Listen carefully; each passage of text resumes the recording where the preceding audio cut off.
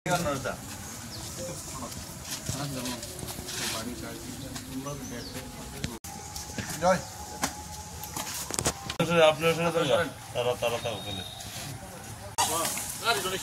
কবে বিয়ে করছো? বিয়ে করছি আমি শুক্রবার রাত।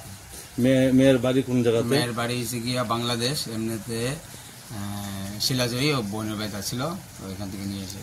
তুমি জানো না বাংলাদেশ থেকে যে অনুপ্রবেশ করে আইছে তারা তো বিয়ে করা যায় না এইভাবে? না, তো তো বোনের বাড়িতে আছিল, তো আমি বোনকে বলেছি, তো বোন বলেছে ঠিক আছে তুমি নিয়ে যাও। আমি বলছি ঠিক আছে তাহলে ও আইছে। তারপর আমি নাগরজলা আসলো, ওই নাগরজলা থেকে আমি নিয়ে আসি, নিয়ে ওখানে বিয়ে হয়েছে আমাদের মন্দিরে। কোন মন্দিরে বিয়ে হয়েছে? শিব মন্দিরে। কিভাবে বিয়ে করছো? বিয়ে করছি শুক্রবার রাত্রে, ওই গিলাতুল। পুরুত মাসে তোমাকে বলছো না যে কাগজ ছাড়া হবে না? এখানে বলেছিল কাগজ ছাড়া হবে না। তাহলে কিভাবে বিয়ে হয়েছে? আমরা নিজেরই বিয়ে করে দিয়েছি। না না, ওইটা না, ব্রাহ্মণ ছাড়া তোমরা বিয়ে হয়েছে? ব্রাহ্মণ ছিল না? ব্রাহ্মণ ছিল না, ওইখানে বলতে ওই বারিন্দায় পাশের লোক ছিল।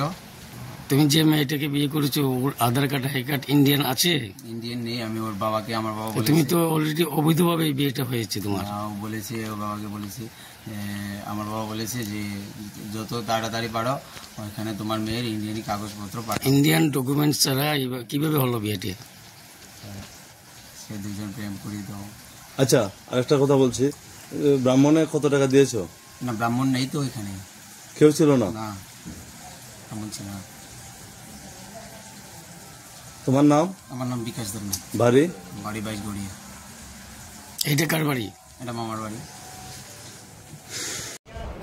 আমাদের কুয়াই সুভাষ পার্ক আউটপোস্টে একটি খবর আসে যে মদের পিলার জন্য সাধারণ একটি মেয়েকে বাংলাদেশি সন্দেহে ধরে রেখেছে। এই খবরের ভিত্তিতে এএসআই শ্যামল দেব বর্মা, যে ওই এলাকাতে মোবাইলে ছিল, সে সেই জায়গাতে যায় এবং একটি মেয়েকে পান। জিজ্ঞাসায় মেয়েটি, তার নাম রচনা ত্রিপুরা, বাবার নাম সঞ্জয় ত্রিপুরা, মাস্টারপাড়া, তপালছড়ি, খাগড়াছড়ি ডিস্ট্রিক্ট, বাংলাদেশ, এই বলে জানিয়েছিল। সে এও জানিয়েছিল যে সে 3-4 দিন আগে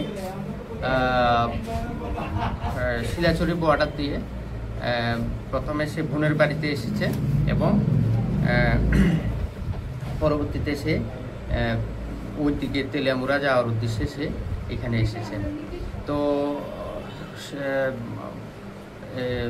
মেয়েটাকে পাওয়ার পরে এএসআই শ্যামল দেব বর্মা মেয়েটাকে নিয়ে আসেন এবং আমাদের যে আইন অনুযায়ী আমরা যে পুশব্যাকের যে সিস্টেম, সেই সিস্টেমে আমরা মেয়েটাকে বাংলাদেশে পাঠানোর আমরা ব্যবস্থা করব।